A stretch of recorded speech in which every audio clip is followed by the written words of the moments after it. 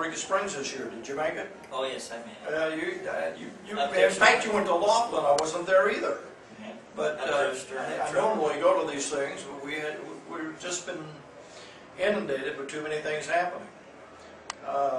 You've been pretty inundated. You sold a lot of books out there. Yeah, I sold quite a few today. Now, tell our audience what we're talking about. What book? It's called Becoming Human Aliens, and it's a book I wrote about a biography of an alien that came to Earth. He was artificially inseminated to a woman from a UFO, and became half human, half alien. And it's actually a biography of myself. And, right. We've talked in great detail in the past. You're not of this world, at least half of it. Yeah. Is that right? Well, I'm from your world. I'm not. I'm not.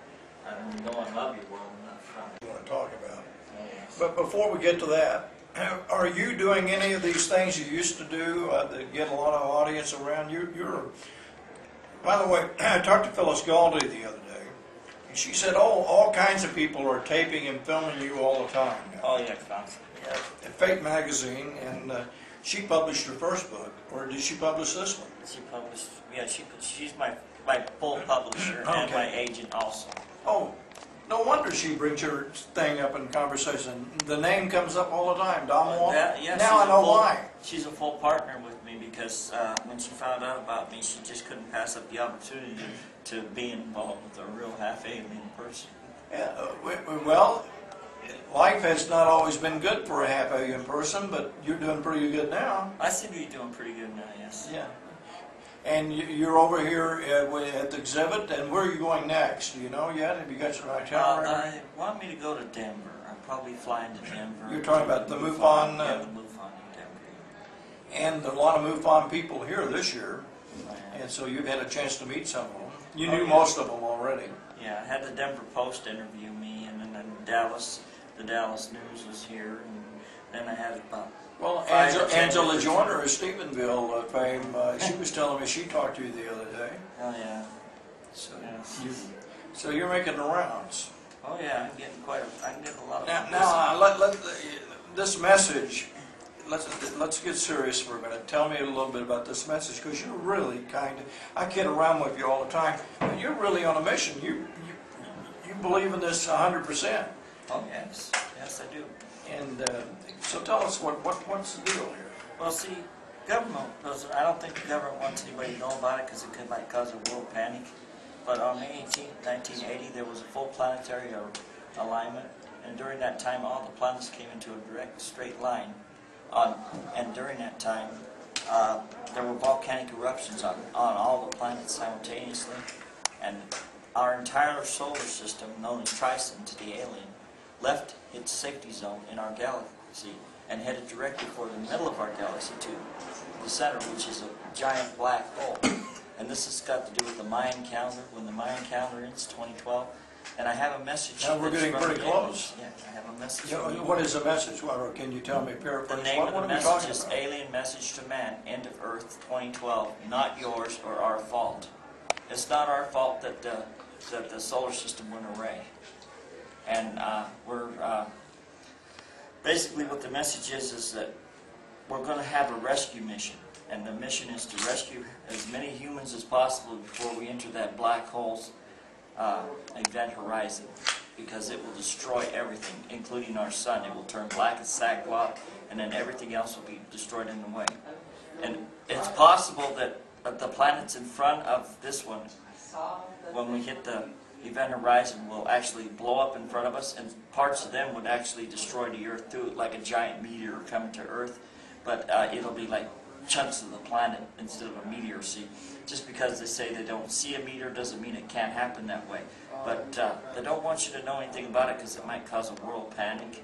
And what I'm here for, the message is, when the ships arrive, get on them. Forget about everything, your houses, whatever.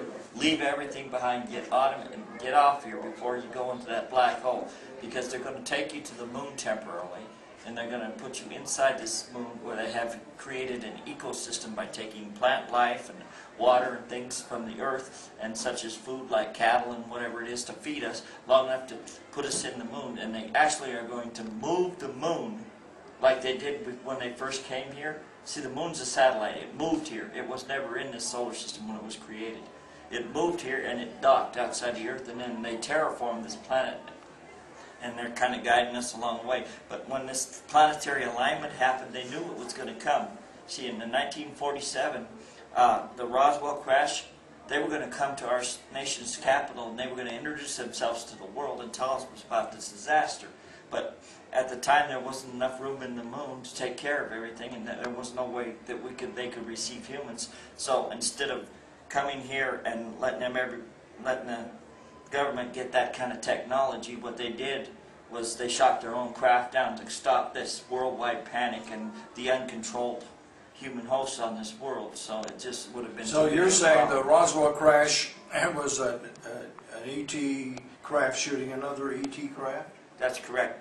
See, they were asked to return to the moon, but they didn't want to do it. They wanted to come down here. They wanted to make the humans do their own work and create their own ecosystem in there, and they didn't think that it was fair for them to have to do our work. So there was different factions. So there was sort of a war going on between. Yeah, basically in the moon. Yes. And one part of the warrior element shot down the other part that was coming to give a message. Is that Yeah. what? See, that's why there's is so that many, is that what I'm getting? Yeah. That's why there's so many different type aliens on the moon. Because what happened is Well, they how lost do their we know? worlds. How do we know where these aliens are on the moon? I mean, They're inside it. It's a spaceship. I mean, NASA went up there and they tried to take core samples. They couldn't. They hit metal, so they set off an explosion and it sounded like a giant bell. Well, they come out and then they told NASA, "Get out of here and don't return." And that's why NASA's never returned to the moon till now. That's why they've never been back. Well, NASA's getting ready to go back now. Did you hear what they're doing now? They're firing missiles at the moon, and they're doing all kinds of stuff up there on that moon that they shouldn't be doing, because, you know, if those aliens get ticked off and they leave us on this Earth, we could go into that black hole. We could be abandoned. They could just abandon us and take off and leave. And then not only that, the moon controls everything.